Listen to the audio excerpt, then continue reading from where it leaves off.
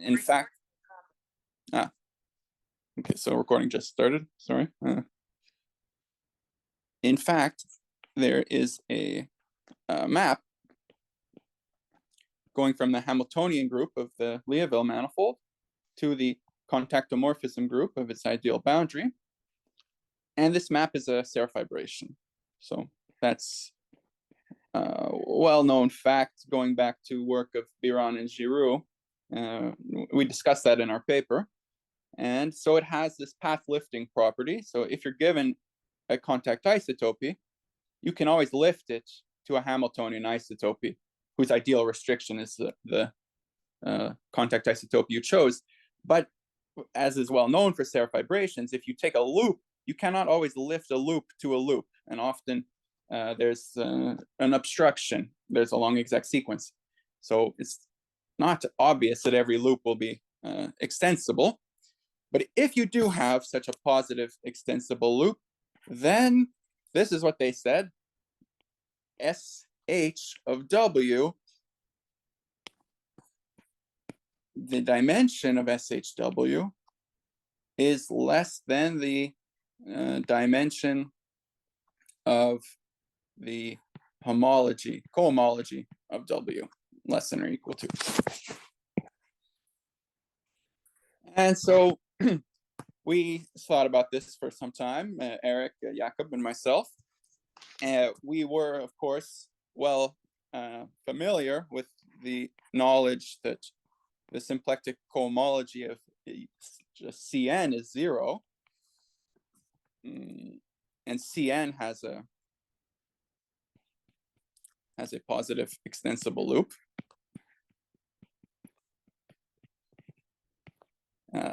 You can just rotate all of the coordinates of C that defines a positive loop, and it's extensible by definition. And Cn, right? So the way you typically prove this, you see this weird thing where you can find a sequence of systems on Cn. Let's call it phi kt, where phi kt get more and more positive,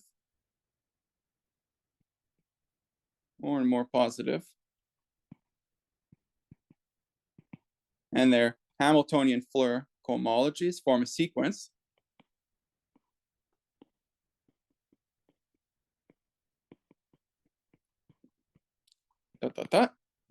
Whose co-limit is the symplectic cohomology. Each of these is one-dimensional. And actually is the chain complex is generated by a single generator. It's not hard to see. You just rotate the full space, each factor, by an irrational amount of time, and there will be a single fixed point at the origin. And as you increase the speed, whenever you cross an integer, the grading changes. So you have the sequence of these one-dimensional vector spaces, but they're all in different gradings. And so the continuation maps in the sequence are forced to be 0. So even though they're all one-dimensional, which is the dimension, by the way, of this singular cohomology of Cn, still the SH is 0. So we were hoping, okay, maybe it's true that always the SH is 0. And eventually we came up with some argument. Okay.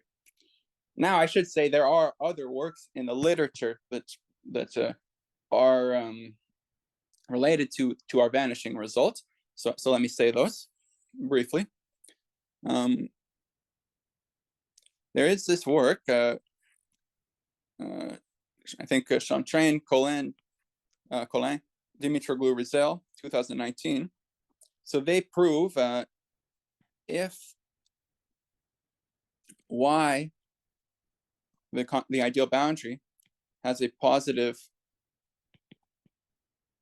contractible loop, then SH of W is 0. And they prove a Lagrangian, a relative version of this as well.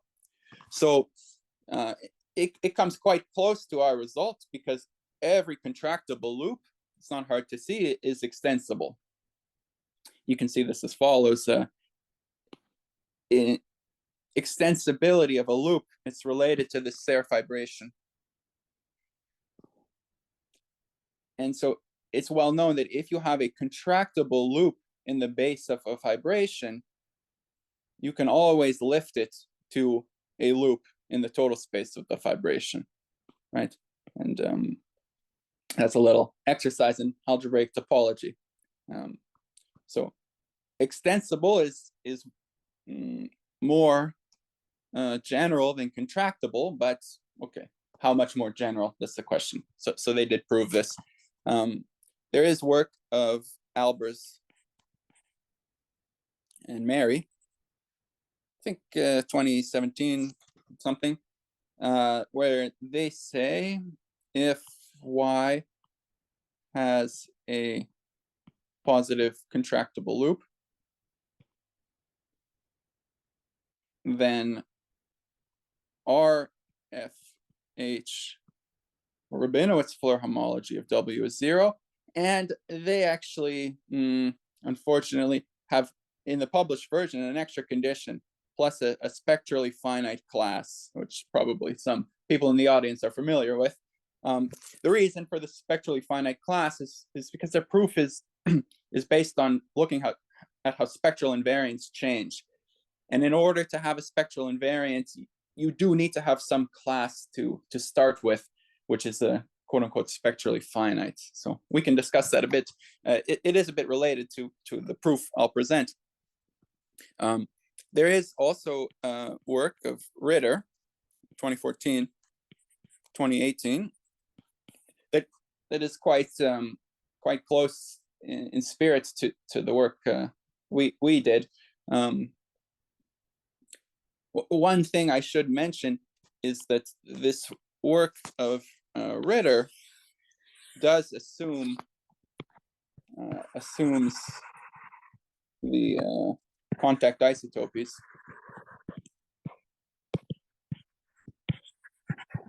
are strict for some contact form. I'm just covering all my bases to say that, okay, we actually did something new, but for some contact form, alpha. And this strictness, it has a very nice geometric interpretation. You can see it in some of Seidel's work. For example, Seidel's work on a Z-mod 2 equivariant pair of pants, where you say, instead of starting with a Liouville manifold, I want to start with a Liouville domain. So a compact manifold with boundary. And I want to start with a Hamiltonian isotopy of the domain. So isotopy of a manifold with boundary preserves the boundary.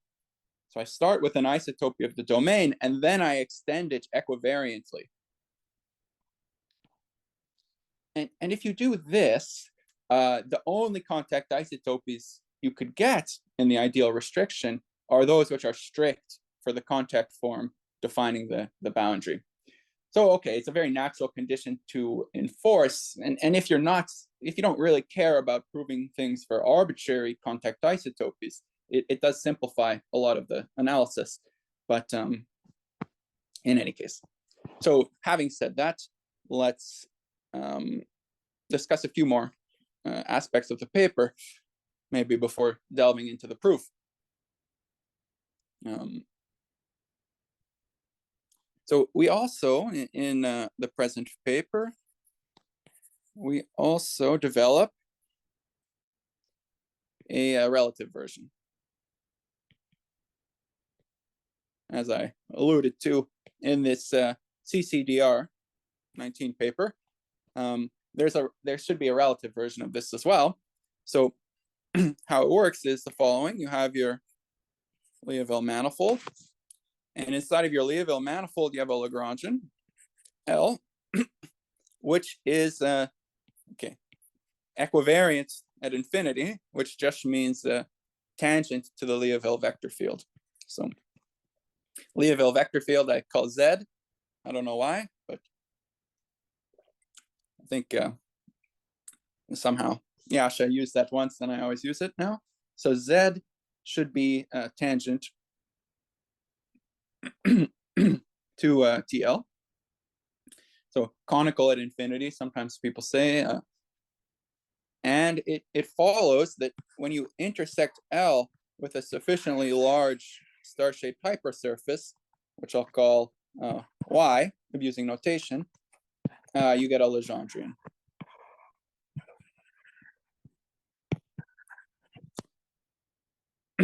And you can say, okay, well, let's take a Legendrian isotopy of lambda. So I start moving the ideal boundary around.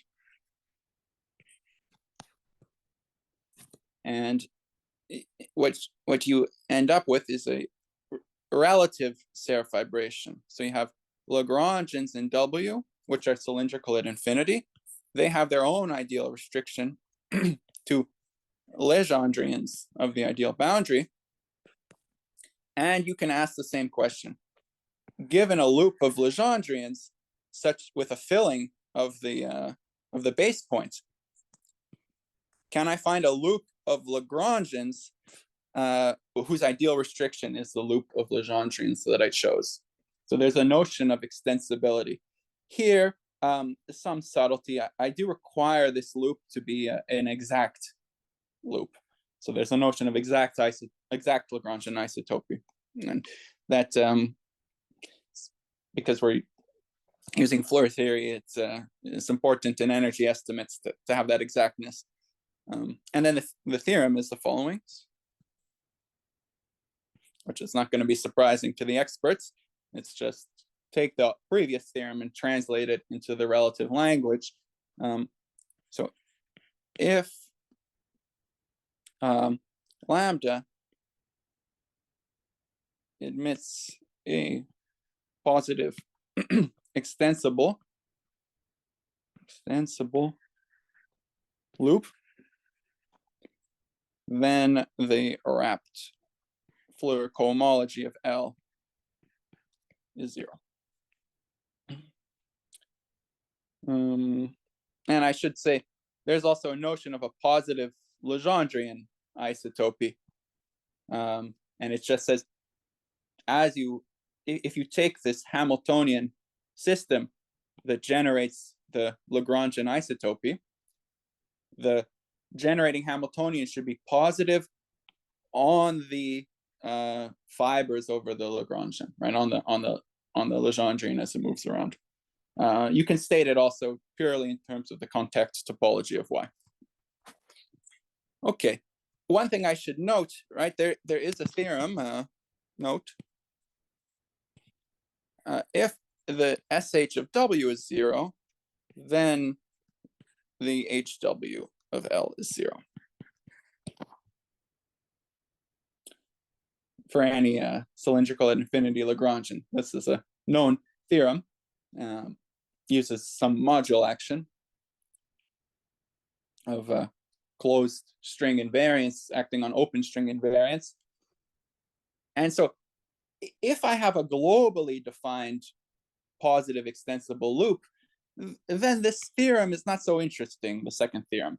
So it's only interesting when you have a loop of Legendrians, which is not induced by a global positive extensible loop. So just wanted to say that. Okay. So those are the two main theorems. And certainly, it's not a major breakthrough, of course, but we do think they're nice results. Not so many conditions needed, and it really does give vanishing of the relevant group. And I do want to say something, right? So maybe this contractible positive loop versus extensible positive loop. What's the difference? Well, I'll say one thing as a corollary. We do get, we can recover this famous result that the SH of a one stabilization is 0. And so this manifold, its ideal boundary always has a positive extensible loop. And we prove that in our paper, but it's fairly obvious the idea. You say, just rotate this C factor positively once around. And that's a positive extensible loop. Technically, what I just defined is non-negative extensible loop. And there's some points in the ideal boundary where my loop is not actually moving anything. So you do, what we end up doing is we appeal to the ergodic trick of Eli Ashberg Polterovich 2000, where if you have a loop that's positive in most of the places, but not in some of the places, you can mix it around a lot and actually get a real positive loop. And we show that when we do this mixing, we don't lose the extensibility. Okay. And it's a very big open question. What's the status of the orderability of this? So does this admit a positive contractible loop? Is really not known. So, okay, but so extensible versus contractible is very salient in this one stabilization example. Okay, not so interesting though, because it's already known. Let me say another corollary that I don't think is known. It's the following. So suppose lambda, or Legendrian, admits positive extensible.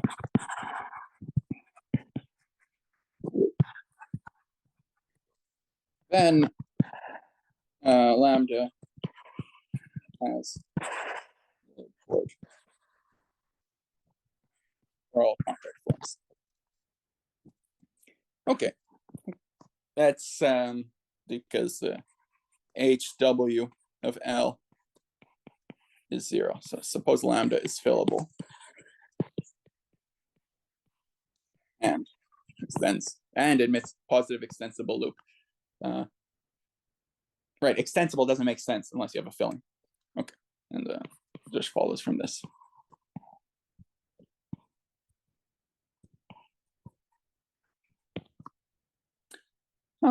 So it's a cute result. It should be contrasted. The reason I'm mentioning this is it should be contrasted with this theorem of Albers, Fuchs, and Mary, where they say, suppose Y, any contact manifold, doesn't have to be fillable, any contact manifold admits a positive loop in its contactomorphism group. Maybe based at the identity, but I don't think that matters. Then Y admits for a orbit for every alpha. So this corollary is certainly a relative version of the Albers-Fuchs-Mary theorem with a lot of extra conditions, right? So fillable, extensible. But we do think it's actually interesting. Well, what can one say? Can one generalize this Albers-Fuchs-Mary theorem to a relative case? And it does not seem to be so immediate, because the way Albers-Fuchs-Mary argue is essentially by contradiction, where they say, if you have a positive loop, you can start deforming some PDE using the loop, and eventually either some bubbling happens, in which case you get a Rabe orbit, or our deformation can persist for arbitrarily long times, and then in that case we also get a Rabe orbit. So it's a bit no matter what happens in their arguments, they get a Rabe orbit. But if you're deforming a PDE that involves a Legendrian, let's say an SFT, you always have to worry about bubbling, interior bubbling, which gives you Rabe orbits, or boundary bubbling, which gives you Rabe chords. So it does not seem to be so immediately obvious how to generalize this to the relative case. So maybe that's interesting. You could ask, given a Legendrian which lives in a positive loop, does it always have a Rabe chord? Of course, there is also the well-known Arnold conjecture, which just says every Legendrian in any compact contact manifold has a Rabe chord, period. But in any case. Okay. Before I get to the proof, let me check the time. Okay. I did want to say one final thing before getting to the proof.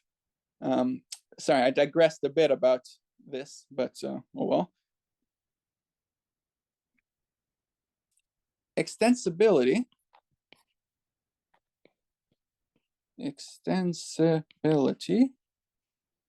is also related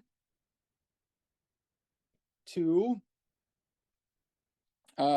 mapping classes. So symplectic mapping classes and exotic Lagrangian fillings. So this is, I won't go too into detail. This is definitely well studied in the literature, typically under the name of a fibered Dane twist for the symplectic mapping class side. The exotic Lagrangian filling side is a little bit less, doesn't seem to have such a common name, but I'll describe the construction. So we have this Serre fibration.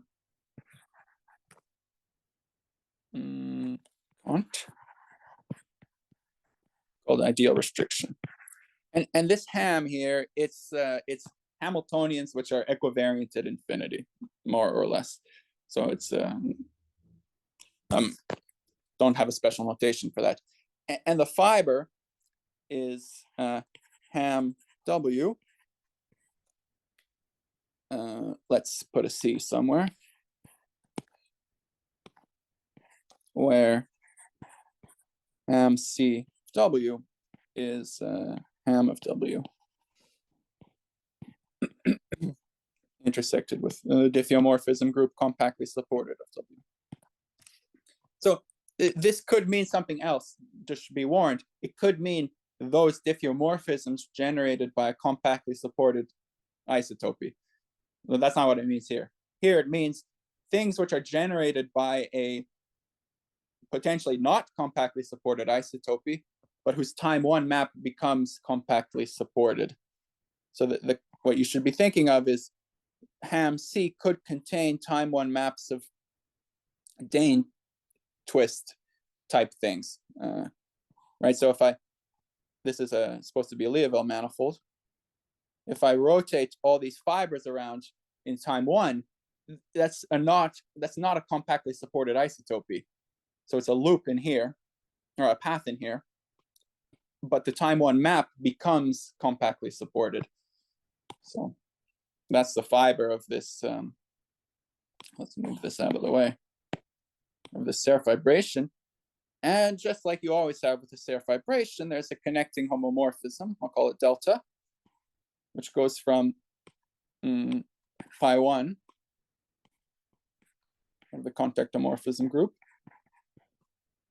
to pi 0 of ham C.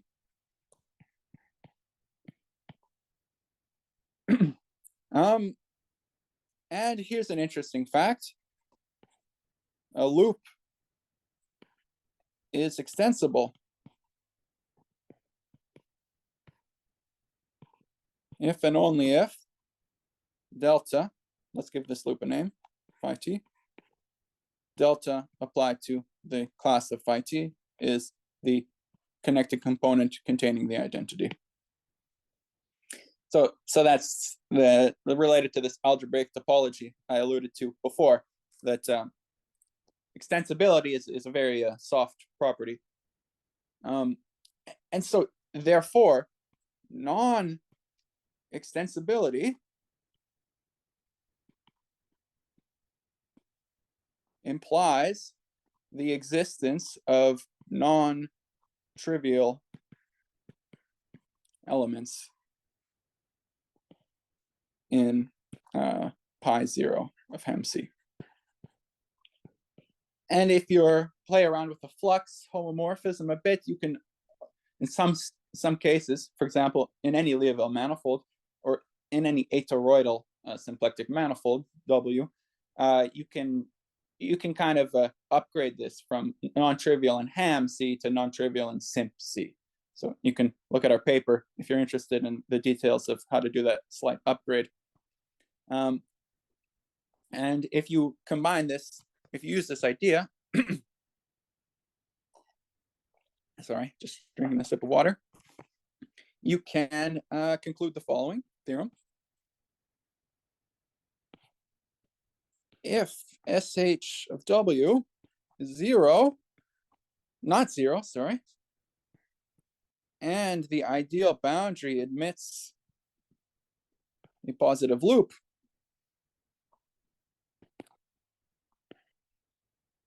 okay, well then our theorem says this loop cannot be extensible because otherwise the SH would be zero.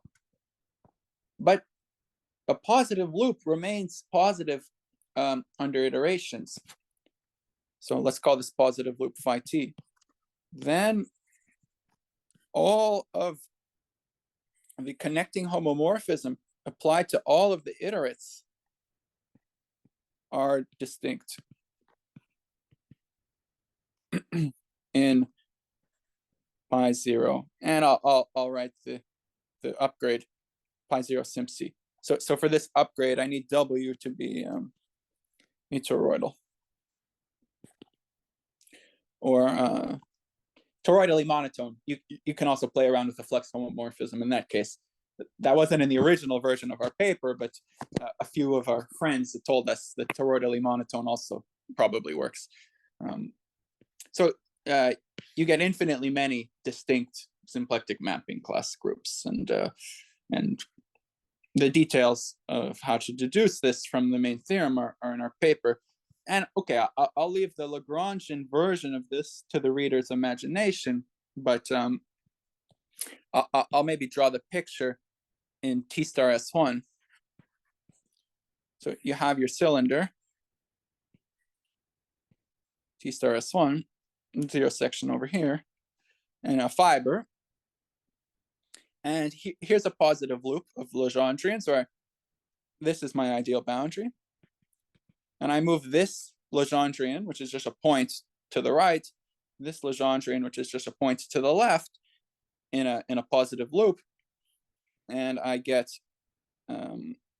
something like this. He goes around, loop, loop, loop, loop, loop, like that, and then this guy, he goes around like that. Boop, boop, boop, boop, boop.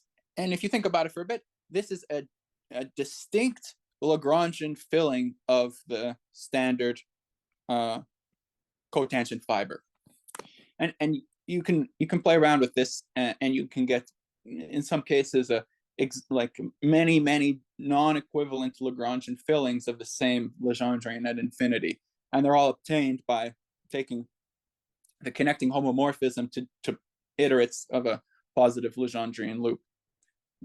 Okay. So how am I doing for time? So I have until 10:15, right? That's correct. Indeed, 10:17. 10:17. Okay. Well, no, that should be more than enough time. So let's discuss the proof. So the key idea, it's not based on spectral invariance, although maybe you can say something using them, but it's not.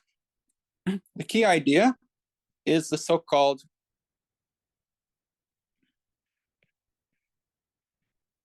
twisting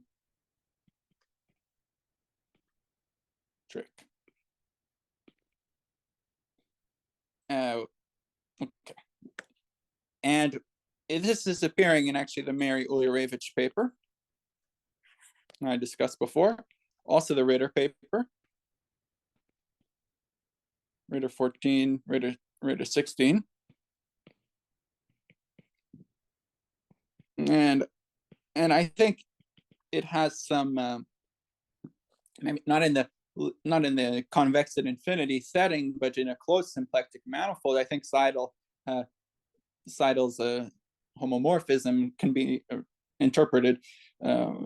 This can be interpreted in terms of that, but it's what it does. This twisting trick is it compares naturality transformation, which is an operation on Floer cohomology, versus continuation.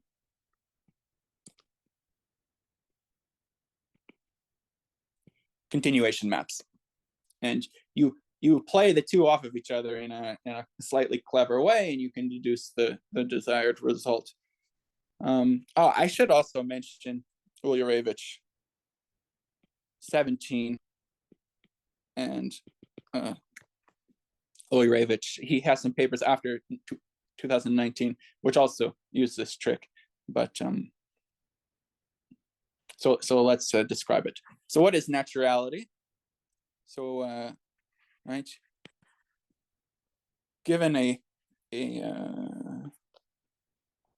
Hamiltonian isotopy, we associate, and actually let's use psi for this. We associate a Floer cohomology group. And in our paper, we're very lazy and we don't do anything fancy. We just take the Z mod 2 vector space generated by fixed points of psi t, psi 1. So we don't care whether they're contractible. We don't care about gradings. We don't care about action. Okay, that's fine. And we do require phi 1 should have non-degenerate discriminant points, non-degenerate fixed points in order for this to work. And in particular should have no discriminant points.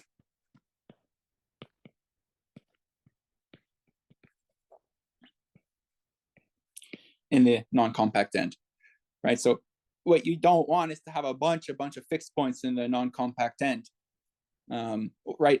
As soon as because it's equivariant in the non-compact end, as soon as you have one fixed point, you're going to have a whole line's worth of fixed points.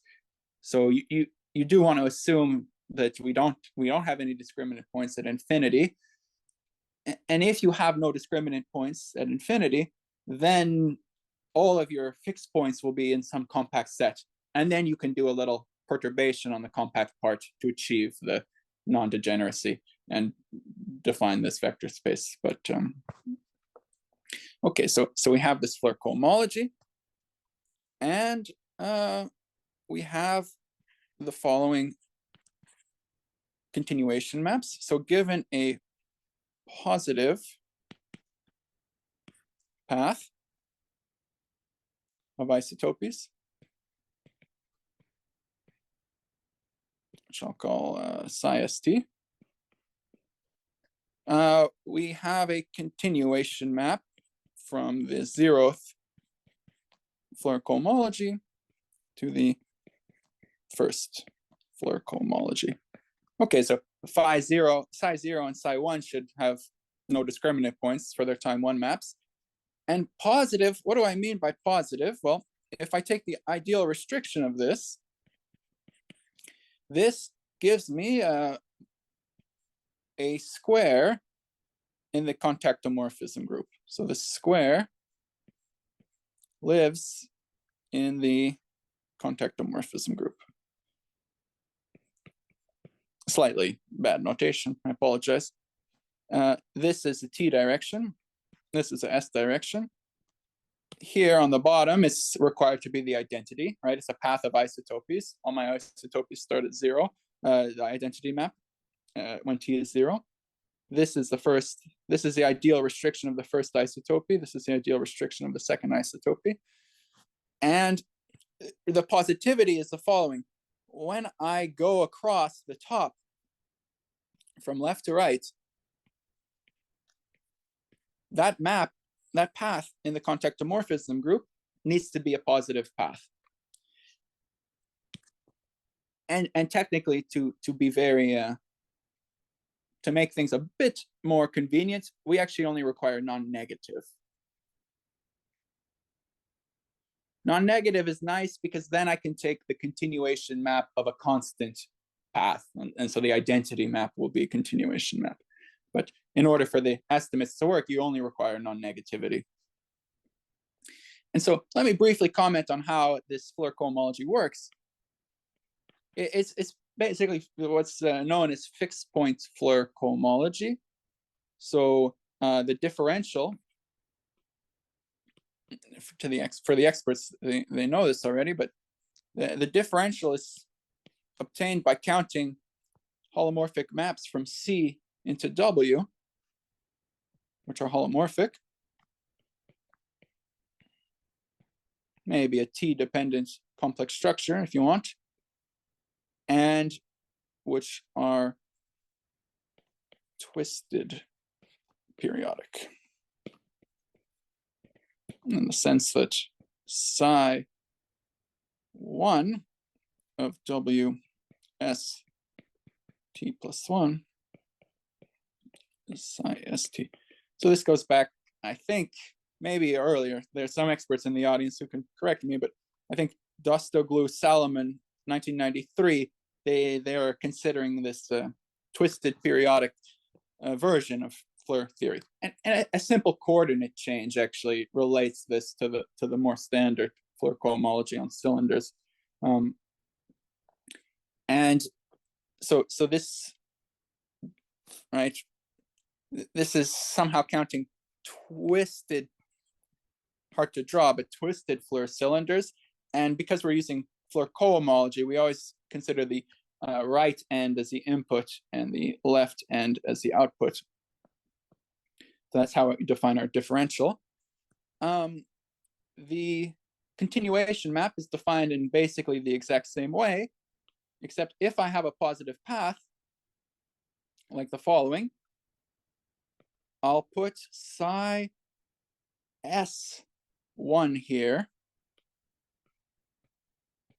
and with a minus sign on the S. And maybe some cutoff function, right? Because I need to extend this. It's defined on an interval 0 to 1. I want to extend it to the full real line. But okay, I'll suppress that from the notation. What's the reason for the minus sign? Well, it's because I'm using this cohomological notation. So this is the input. This is the output. And so when S goes from left to right, the path needs to be run in reverse. And that's actually good because positivity means the slope or the contact, the Hamiltonian is actually decreasing as I go from left to right. And if you're using this, my favorite conventions for complex structures, Hamiltonian vector fields, etc., to get a good energy bound, a priori energy bound on your continuation maps, you want the some term like this to be non-positive. And so this weird reversal of the roles of input and output it requires that the path should actually be positive when you're going from right to left. So that is one nice coincidence. Okay, so and it's twisted. And notice that in the PDE, we only see the time one map. There's no T appearing in the psi. So that's why we only require positivity on the top of the square. And in some of the previous works on this, people were requiring things like every horizontal line should be positive. And when you're working with this fixed point Floer interpretation, you can simplify it a bit and only require something on the top. Okay.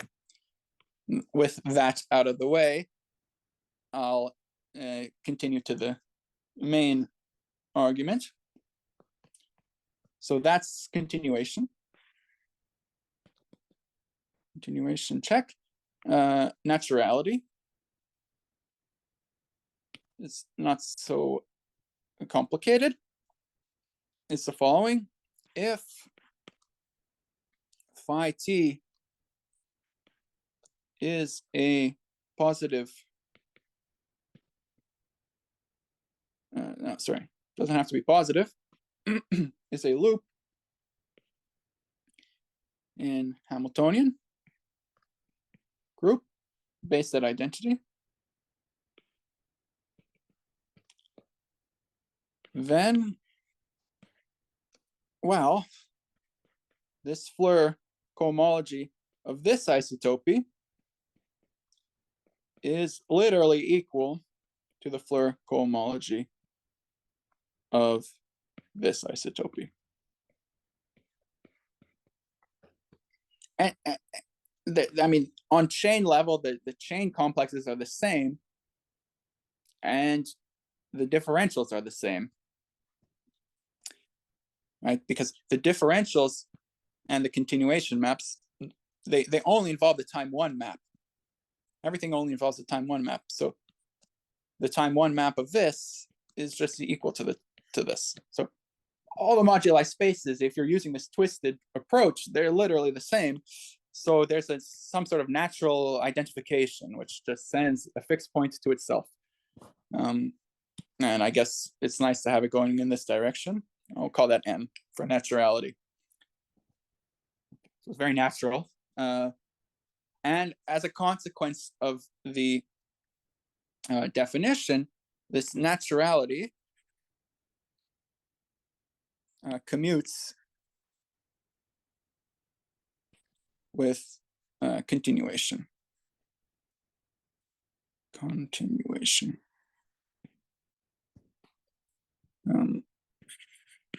So if I have something,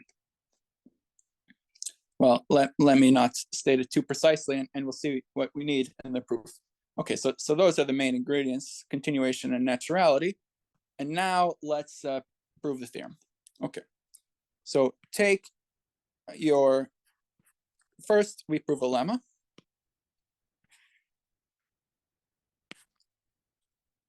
Take your favorite system. It could be anything you want. Could have a very, very negative slope at infinity.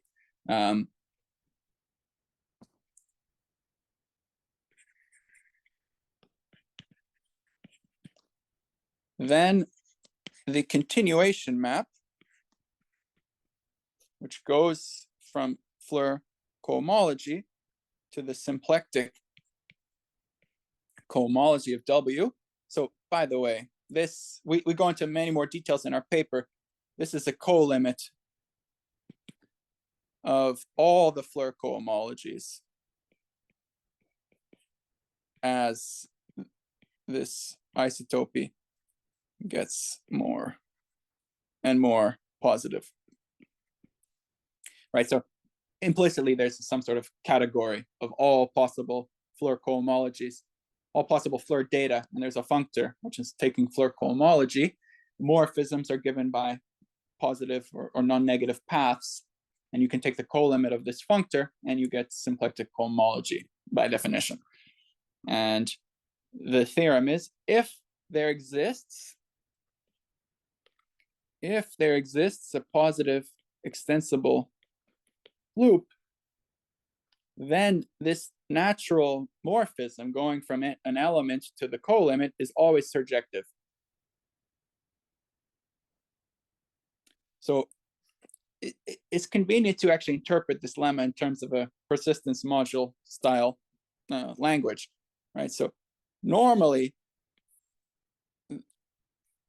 when you're taking a co-limit, let's say here implicitly, I have a one parameter family of different Floer cohomologies, getting more and more positive, maybe parametrized by some slope, for example. Normally, it's not true that every Floer cohomology surjects onto the colimit, right? Normally, some elements in the colimit are born at some location, and so they are not there, and then they become there. This lemma is saying, well, okay, if every Floer cohomology surjects onto the colimit, then in any persistence module, right? So a sub category of our category, which is one-dimensional, you'll never see anything be born, and everything which exists in the symplectic cohomology is just always there. And so you just have a bunch of infinite bars, completely infinite bars. And maybe there's some finite bars. Of course, this lemma has nothing to say about the finite bars, but as far as half infinite bars are concerned, it says every bar which goes all the way to the colimit is actually always there. So it's slightly interesting lemma. So how do we prove this? So the proof is simple. Take our phi, this is our positive loop, and we define this to be psi 1 of t. Having defined psi k of t, we define psi k plus 1 of t as this. So we just define a sequence of Floer of Hamiltonian isotopies. They all have the same fixed points, so they're all non-degenerate. If I chose my initial system here to be non-degenerate, and moreover, they have continuation data between them. The continuation data is fairly simple. It's just something like this, where we turn on the isotopy. S increases from 0 to 1. And it's not hard to see this will be a positive path as you vary S, because the loop we chose was positive. And psi ks, this defines a continuation data from k to k plus 1. Okay, so we have a sequence like this. Let's put this up here. Let's move this down here. Put this over here. So now we apply our Floer cohomology functor.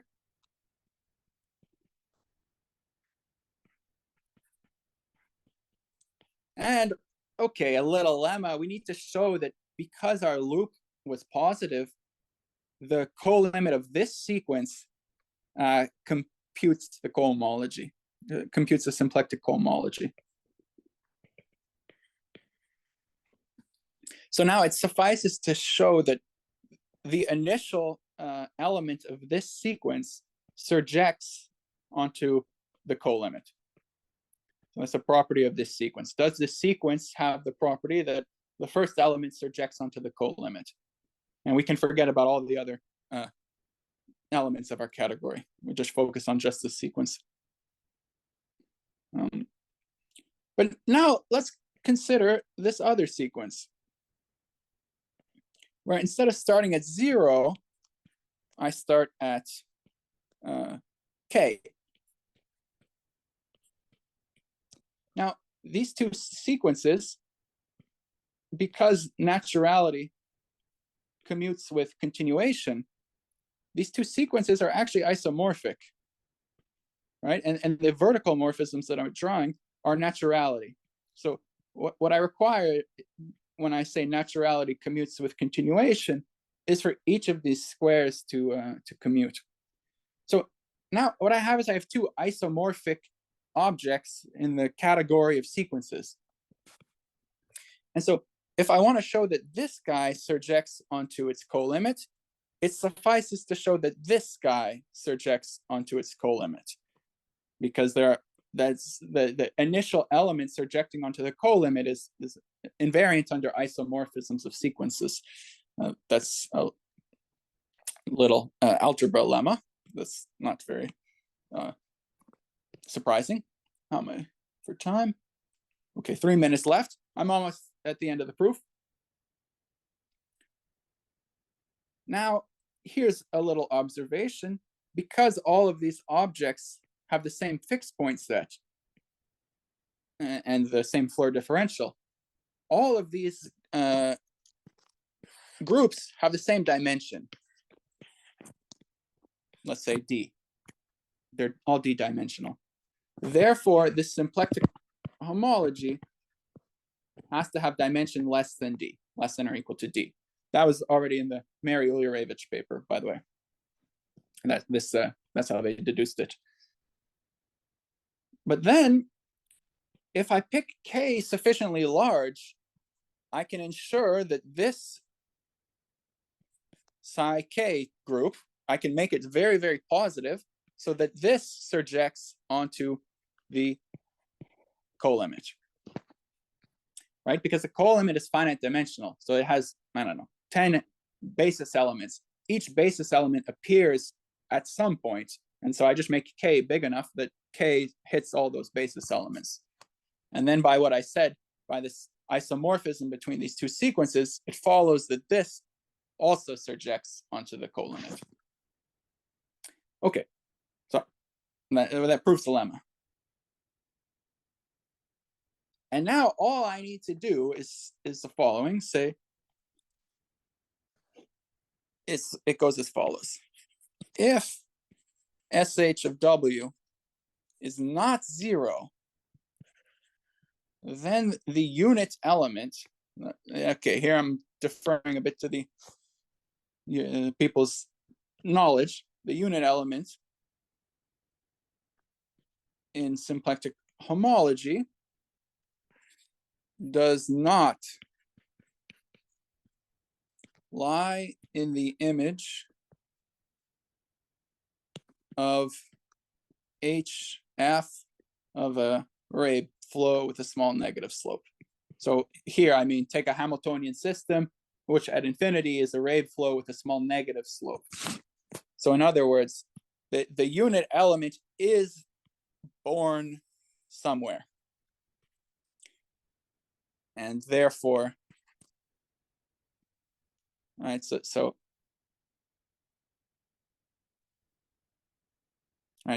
combining this with the previous deduction, we found some element which is not in the image of some system, right? Therefore, there cannot exist a positive extensible loop if SH is not 0. So this final, let me just say one last thing, and then I'll end, because I'm getting probably right at my time. This fact that the unit is actually born once you cross slope 0 is only true when, well, you can only guarantee it's true when you're in an aspherical manifold W, for example, a Liouville manifold. In general, it is actually possible for the units to exist in the image of every Floer system, but in order for that to happen, you need there to be a quantum corrections. And there are actually examples where it does happen, and you do have a positive extensible loop, and SH is non-zero, but they have quantum homology doing something interesting. Okay, so I'm out of time, but I think I explained pretty much everything I wanted to, so I'll leave it there. Thank you for listening, and that's the end. Well, thank you. Let's thank Dylan again. Very nice talk. Questions for Dylan?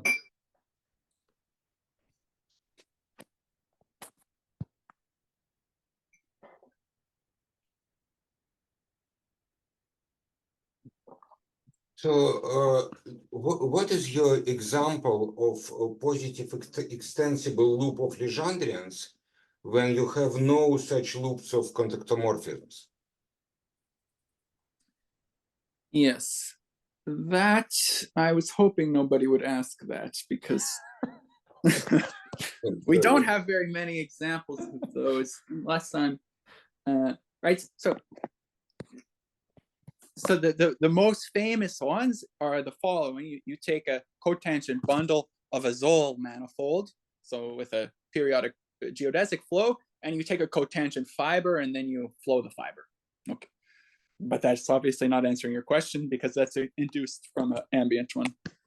So we thought a bit about it a bit, and we did convince ourselves of the following, that if you take, although it was very sketchy, our deduction, and we did not put it in the paper, but if you take your ideal boundary and you take a little region of your ideal boundary, and inside of this little region of your contact manifold, let's suppose that this little Darboux ball in our contact manifold it passes through a Rabe orbit. So this little ball, I can imagine I flow it and it comes back to itself. And inside of this ball, I take a little Legendrian. And it's fillable in such a way that the filling does not go very deep into W. So it's just a Legendrian cylinder comes, caps it off, and then goes back up. And then I could imagine that I could flow this around and have a loop of the Lagrangian fillings, which induces the loop of Legendrians. But that's not very satisfying because I'm sure there's an easier way to deduce this wrapped Floer cohomology is 0. But yes, that's. I can actually say something about this, if you don't mind me giving a different answer to your question now. Take a torus and take the cotangent bundle of the torus. And now take this submanifold and take its quote-unquote conormal Legendrian. And okay, and then flow this around like this. So what happens is, because it's conormal, this wave propagation interpretation of geodesic flow for conormals just says each half of the conormal flows and then comes back to itself. So this is a positive loop of Legendrians, which is not induced by an ambient positive loop, at least not in an obvious way. And I think that can be proven that it's not induced by an ambient loop of contactomorphisms. Okay, but it's not extensible, this loop, though. So, okay. Yeah, anyways. So I didn't understand the last sentence. This loop is... It's not extensible. The second loop I described isn't actually extensible, because you can prove this wrapped Floer cohomology of a conormal is non-zero. So, okay. But it's kind of answering your question by changing extensible to inextensible. Okay, but it is an interesting example of a positive loop of Legendrians that is not induced by an ambient loop of. I nice example. Thank you very much. But yeah, as to your original question, it would be very nice to have some more interesting and clear examples versus this first thing I said. But okay. Thank you for the question.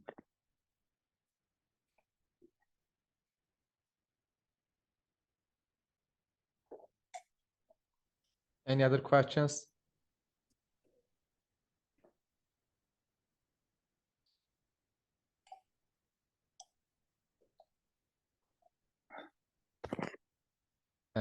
Well, perhaps then we should thank Dylan again and then stop the recording. Then we can move to the discussion session, which will be much relaxed, I hope.